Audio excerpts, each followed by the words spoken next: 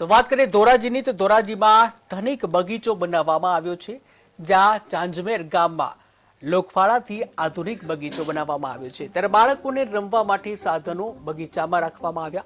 બાળકોને બહાર ગામ ફરવા જવું ન પડે તે માટે બગીચો બનાવવામાં આવ્યો છે, જ્યાં બગીચો લોકો અને બાળકો માટે આકર્ષણનું કેન્દ્ર બન્યું।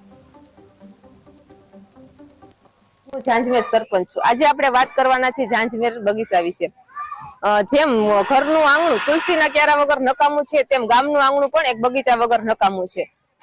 બગીચાની જ્યારે વાત આવે ત્યારે આપણા સૌને મનમાં એમ થાય કે બગીચો તો મોટા શહેરોમાં અને નગરોમાં જ હોય છે।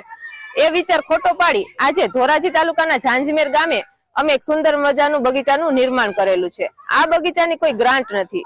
આ બગીચો અમે અમારા ટીમની મહેનતથી અને અમારા ઝાંઝમેર ગામના જે ગ્રામજનોના દાતાશ્રીઓ છે તેના સહયોગથી કરેલો છે। આજે આપના માધ્યમથી હું એ તમામ દાતાશ્રીઓનો પણ ખૂબ ખૂબ આભાર વ્યક્ત કરવા માંગુ છું।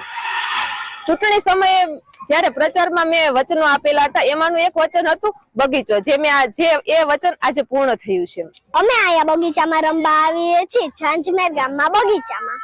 અહીંયા ખૂબ બધું છે, જેમ કે બગીચો, હિંચકો, લસણપટ્ટી, ઉચક નીચક, ચકદોરો, ઘણા બધા ચકદોરો છે। અહીંયા અમે બધા મારા મિત્રો અને રમવા આવીએ છીએ। સાંજના ટાઈમે 5 વાગે રમવા આવીએ છીએ અને ખૂબ